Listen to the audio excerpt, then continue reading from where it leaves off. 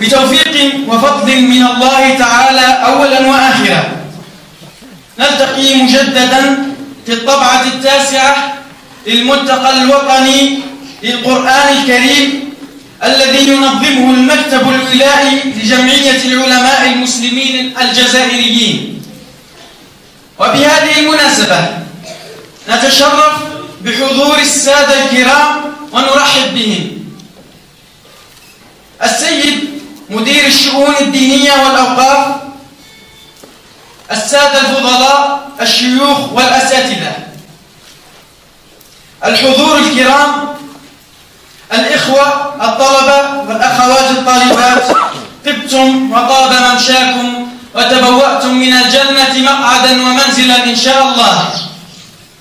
خير ما نفتتح به ملتقانا هذا آيات بينات من الذكر الحكيم يتلوها على مسامعنا الأخ القارئ علي السعيد، فليتفضل مشكورا موفقا إن شاء الله.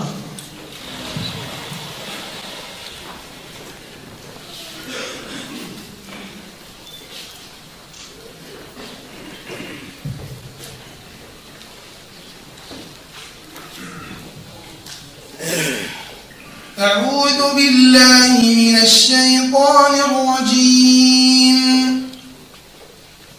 بسم الله الرحمن الرحيم. إن هذا القرآن يهدي للتي هي أقوم ويبشر المؤمنين الذين يعملون الصالحات أن لهم أجرا كبيرا وأن الذين لا يؤمنون بالآخرة أعتدنا لهم عذابا أليما. ويدعو الإنسان بالشر دعاءه بالخير وكان الإنسان عجولا. وجعلنا الليل والنهار آيتين فمحونا آية الليل وجعلنا آية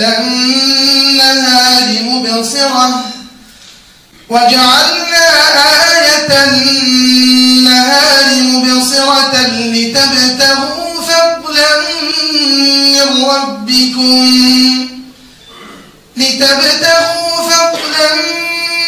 ربكم ولتعلموا عدد السنين والحساب وكل شيء فصلناه تفصيلا.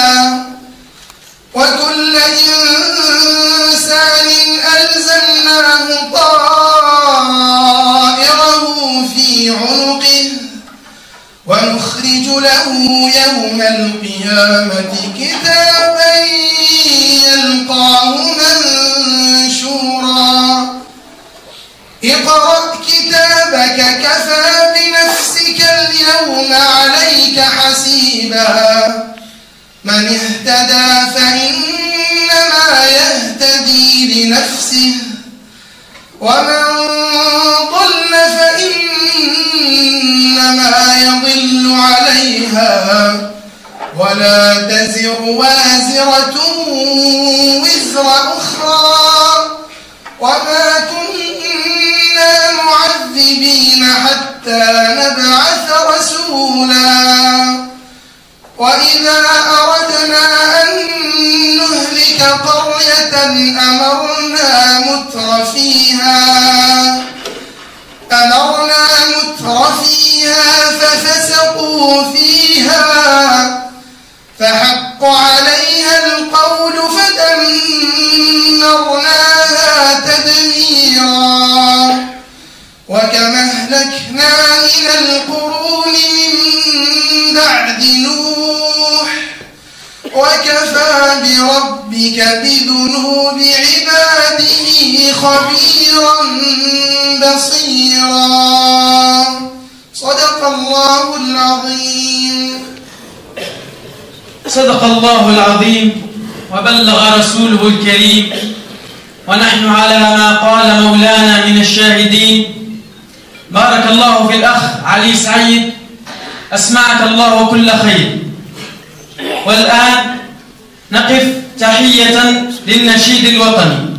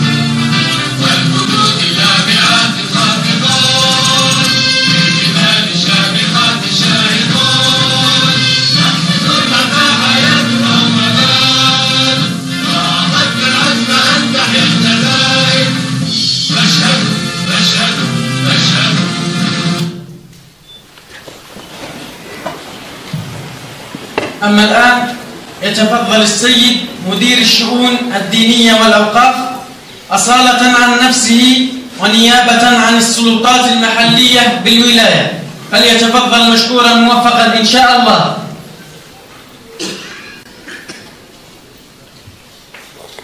أعوذ بالله السميع العليم من الشيطان الرجيم. بسم الله الرحمن الرحيم. الحمد لله رب العالمين، والصلاة والسلام على أشرف المرسلين سيدنا محمد وعلى آله وصحبه ومن والاه واتبع سنته وهداه إلى يوم الدين. السادة العلماء والسادة الأساتذة والمشايخ والدعاة، السادة الحضور من الهيئات المدنية والأمنية للسلطات المحلية بالولاية وعلى رأسها السيد رئيس البلدية، السادة الحضور من أسرة الإعلام، السادة الحضور من الإخوة والأخوات الشباب والشيوخ والمواطنين، السادة الحضور جميعا، السلام عليكم ورحمة الله تعالى وبركاته.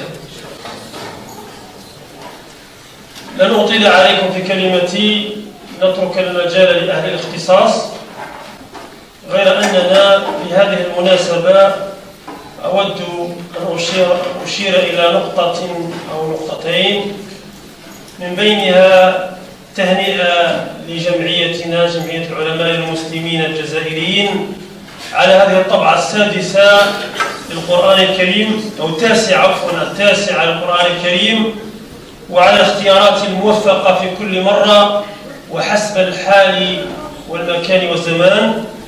وهذا ليس جديدا على جمعية العلماء، جمعية منهج الإصلاح، منهج التربية، منهج التقويم والتهذيب. ثم لعل كلمة الملتقى التي وزعت عليكم كفيلة بالإشارة إلى الموضوع من كل جوانبه وعلى أهميته وعلى أيضا الوقت الذي اختير فيه، ثم أن القرآن الكريم حاضر لمعالجة الأسقام ومداواة الجروح والآثام، كما تقدم الطالب بالقراءة وقد وفق في اختيار الآيات: إن هذا القرآن يهدي للتي هي أقوم ويبشر المؤمنين الذين يعملون الصالحات أن لهم أجرا كبيرا وأن الذين لا يؤمنون بالآخرة أعتدنا لهم عذابا أليما إلى آخر الآيات. وأن هذا الموضوع جاء في وقته بعد أن تسارعت الأمور وتعددت المشاكل وتداخلت، وكان لابد من العودة والدعوة بمثل هذه الملتقيات، بمثل هذه الفعاليات، بمثل هذه المحاورات وبمثل هذا التحليل للعودة إلى المنهج الصحيح دون لف أو دوران، العودة إلى المنهج التربوي الصحيح وإلى التقويم والاستقامة. كما قلت لقد تعدت المشاكل وتنوعت الجريمة المنظمة وغيرها، فكان لابد من معالجة هذه المواضيع. ثم أيضا إشارة فقط أردت أن أشير إليها، وهذه وجهة نظري ولا طالما ذكرتها في كل المناسبات سواء الرسمية وغير الرسمية في الاحتفالات الدينية والوطنية، أن أقول دائما ذكرتها فأقول لابد أن نسعى لا تكون هذه الاحتفالات حكرا على الرسميات، وإن كان لابد أن نستغل العطل والمناسبات، إلا أننا ينبغي أن نركز على مثل هذه الأعمال في أماكنها. فكان حبذا أن كان مثل هذا الملتقى في الجامعة، حبذا أن كان في ثانوية وأثناء أو عند انتهاء أو أيام العطل أو قبل خروج الطلبة. لماذا؟ حتى يكون المنظر الباحث والذي يزدي بالدواء ويدلي به ويعطيه قريبا من المريض، قريبا من المعالج، قريبا من مصدر التلقي. فينبغي ماذا؟ أن أشير إلى هذه الفكرة. وفي الختام نهنئ من جديد جمعية العلماء المسلمين، نهنئ هذه الولاية العامرة بأهلها وبعلمائها، نكبر بمن تعشل السفر وسافر ووصل إلى هنا، فنقول أنت في بلد العلم والعلماء منجم العلماء، فطبتم وطاب الممشاة جميعا ضيوفا وحاضرين. ثم أيضا أزدي لكم تحية السيد الوالي والسلطات المحلية، وأقول نيابة عن السيد الوالي الراعي لهذا الملتقى، وفقكم الله في أشغالكم وسدد الله خطاكم، ونعلن رسميا على بداية أشغال هذا الملتقى. والسلام عليكم ورحمة الله تعالى وبركاته.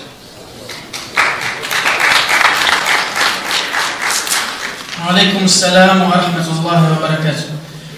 نشكر السيد مدير الشؤون الدينية والأوقاف على ما قدم وأفاد. يتفضل السيد رئيس المكتب الولائي لجمعية العلماء المسلمين الجزائريين، فليتفضل مشكورا موفقا إن شاء الله.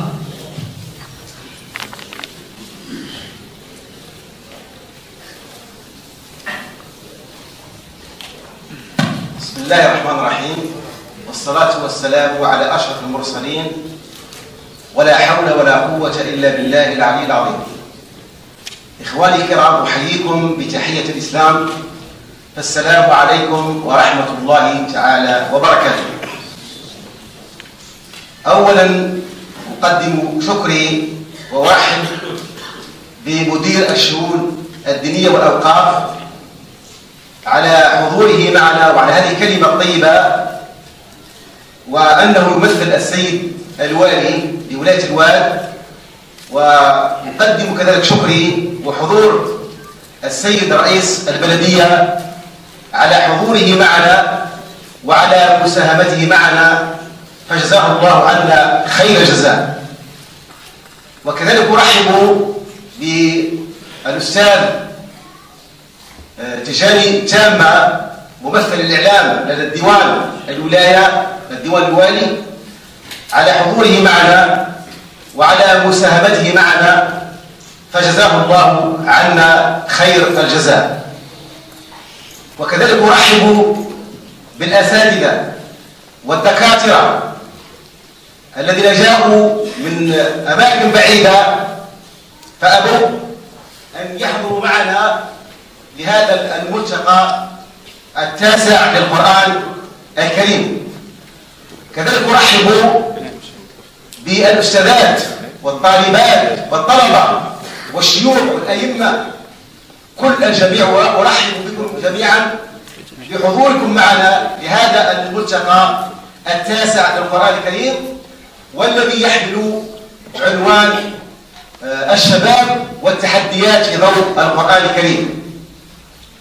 كذلك نشكر مدير الثقافة وعمالها على حسن استقبالهم وأخلاقهم الطيبة وعلى مساهمتهم معنا لنجاح فعاليات هذا الملتقى. كذلك نشكر جميع اللجان الذين ساهموا في هذا الملتقى، ساهموا في هذا الملتقى وسهروا عليه، أشكرهم وجزاهم الله عنا خير الجزاء.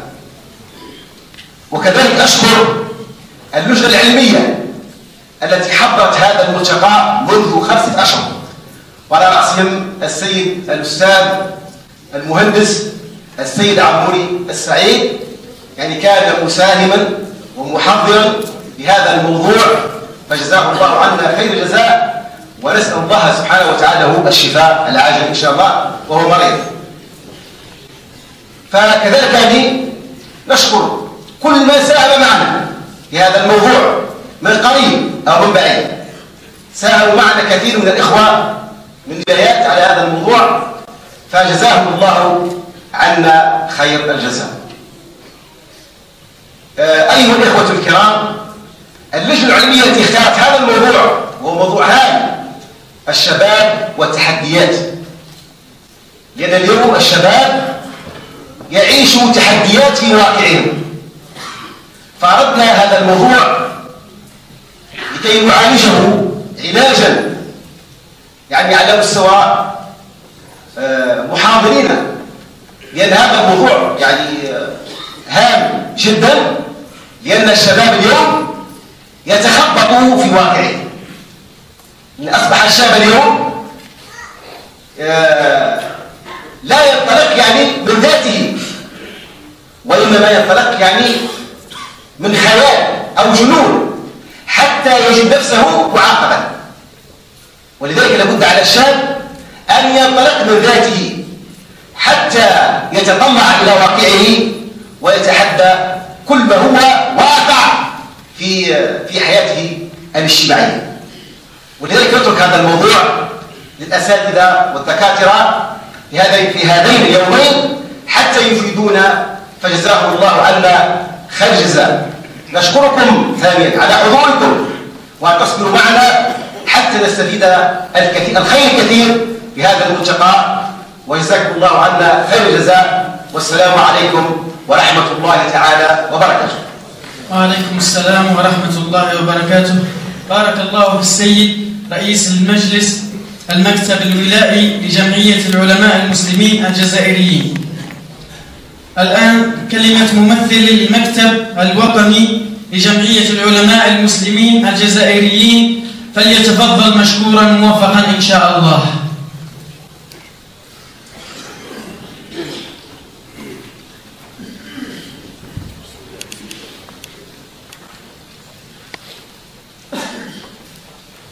بسم الله والحمد لله والصلاة والسلام على رسول الله وعلى آله وصحبه ومن والاه.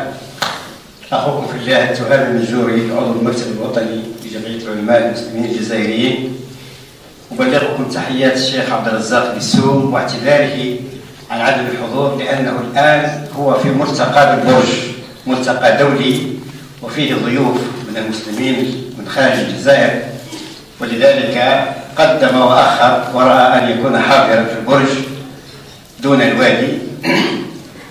فأيها الإخوان، هذه مناسبة طيبة جمعنا الله فيها بخير الشباب الجزائري من جميع الولايات أو من كثير من الولايات التي على وصال بهذا المكتب، مكتب جمعية العلماء بالوادي. وهذا المكتب في الحقيقة عمره أكثر من 10 سنوات، منها 9 ملتقيات.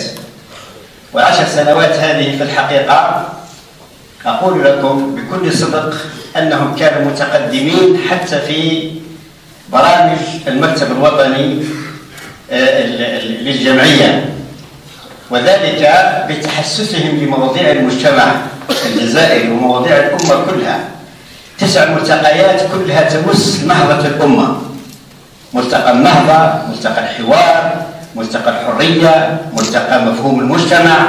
هذه كلها في الحقيقة يريدون تلمسها في كتاب الله وسنة الرسول صلى الله عليه وسلم، وذلك ببعث ما هو خامد في هذه الأمة. وهذا في الحقيقة هو مشروع مجتمع يعني كامل، وليس مشروع ولاية أو مشروع بلدية. فهذه الشعبة بارك الله لها بهذا الجهد، وبارك جهدها وبارك رجالها على هذه الأمور الجادة. والحقيقة أيها الإخوان هذا القضايا هذه هي كبيرة، يعني أكبر من الإمكانيات المتاحة لهذه الشعبة. فشعبة الجمعية في الوادي إلى حد الآن لا زالت تتعثر حتى في توفير شروط إنجاح مثل هذه الملتقيات، ورغم أن الإدارة المحلية في الحقيقة لم تقصر في الإعانة في الكثير من الأمور التي تقدمها من أجل إنجاح هذا الملتقى، لكن نحن ندعوهم إلى أن يسجلوا أسماءهم في سجل التاريخ خدمة لهذه الجمعية المباركة وهذه الجمعية الجادة وهذه البرامج الهائلة. فشعبة الوادي إلى حد الآن لا تملك مقرا يليق بها، إلى حد الآن لا تزال حبيسة في مدرسة للتعليم القرآني يعني تستقبل الطلبة من كل الوطن من كل الولايات، ولكنها مكتبها هي كجمعية لا يزال بداخل هذه المدرسة. فنحن ندعو الإخوان الذين لهم قدرة على توفير جو مناسب لهذه الشعبة حتى تضيف الجديد وتجتهد أكثر وتساهم في البناء الوطني وتربية المجتمع برمته. أما بالنسبة للمحور الجديد لهذا الملتقى الذي هو محور الشباب، الشباب في الحقيقة هو الطاقة الكاملة في كل مجتمع. المجتمع الذي لا يملك شبابا لا مستقبل له، والشباب الذي لا يتحرك في المجتمع أيضا لا وجود له أو يعتبر مجتمعا فاقدا للطاقة. فوفق الله الجميع إلى ما فيه الخير وجعلنا من الذين يستمعون القول فيتبعون أحسنه، وصلى الله على سيدنا محمد وآله وسلم، والحمد لله رب العالمين. الحمد لله رب العالمين. بارك الله في الأخ الشيخ التهامي على ما قدم وأفاد. الآن يتقدم مدير الملتقى لإلقاء الكلمة الافتتاحية، وأستسمحكم.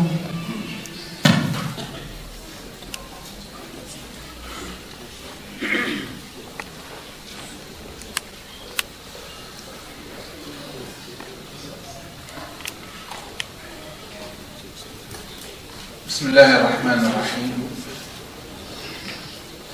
الحمد لله رب العالمين، والصلاة والسلام على نبيه الكريم وعلى آله وصحبه ومن تبعهم بإحسان إلى يوم الدين. أيها الجمع الكريم، السلام عليكم ورحمة الله تعالى وبركاته.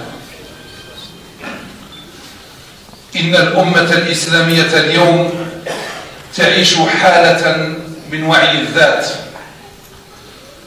وعودة الذاكرة وإدراك الموقع على الخريطة الاستراتيجية في العالم، كما تنبهت على واقعها الذي لا تحسد عليه قياسا إلى عظمة دينها وطبيعته التي تكشف المفارقة العجيبة بين رسالة حضارية عالمية رشحت هذه الأمة لأدائها بشرط التفاعل الإيجابي، وبين حيزها الضئيل على حلبة الحضور الحضاري في العالم المعاصر.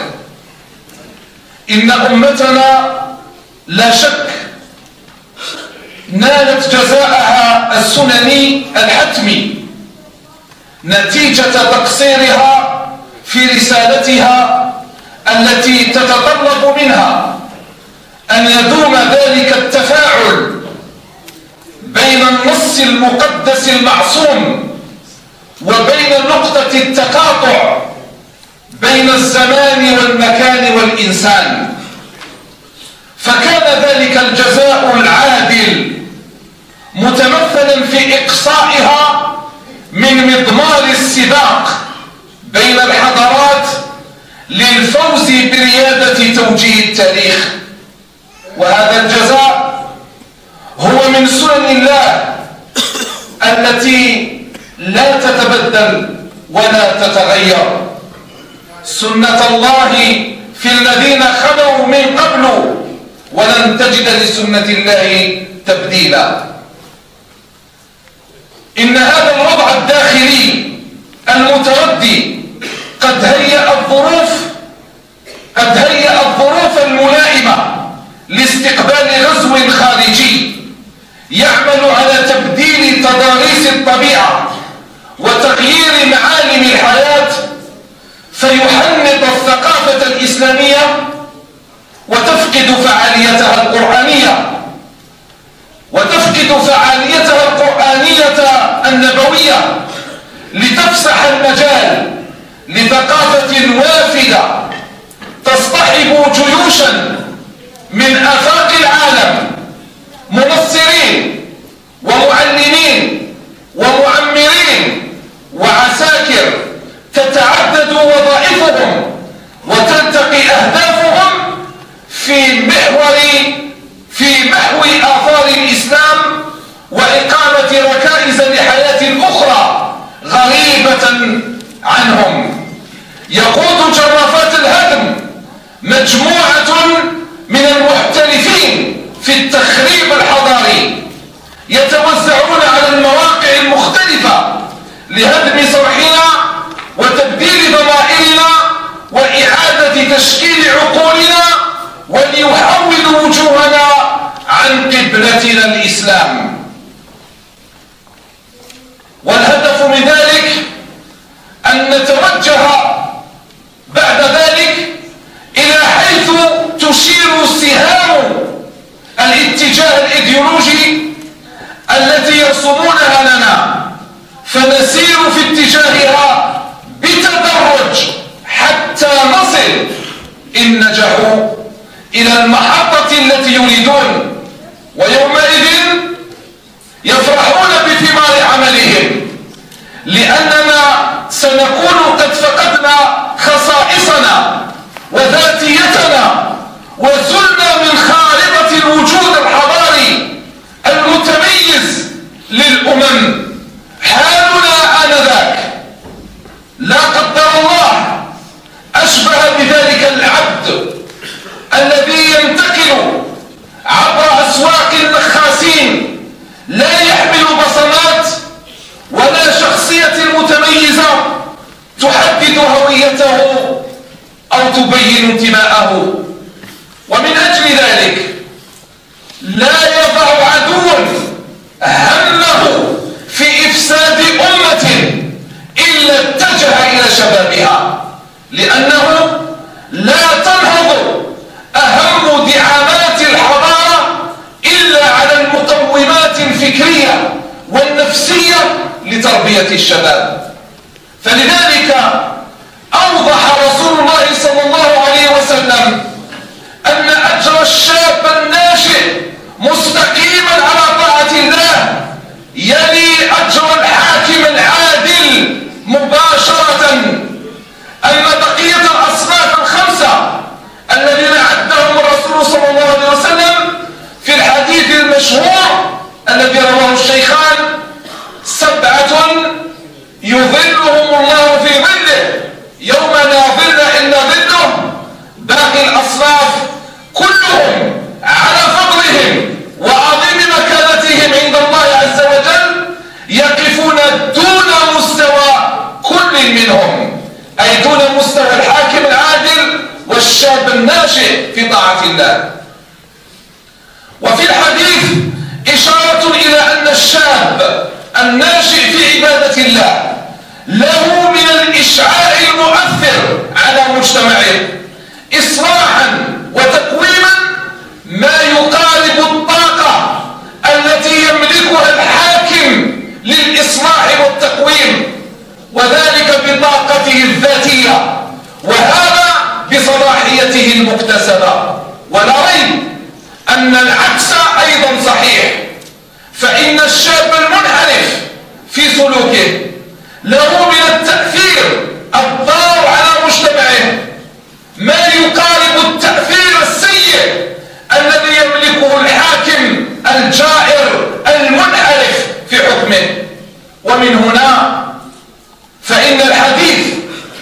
مشكلات الشباب تحليلا ومعالجة يسمو إلى أهم الأبحاث الخطيرة التي وضعناها تحت مجهر النظر والمعالجة العملية الصادقة. فمن أين تنبع مشكلة الشباب؟ وما هي طبيعة المشكلات؟ وما هي أصنافها؟ وما هو السبيل إلى معالجتها؟ وكيف القضاء عليها؟ هذا ما يعالجه موضوع ملتقانا هذا، والله ولي التوفيق، والسلام عليكم ورحمة الله تعالى وبركاته.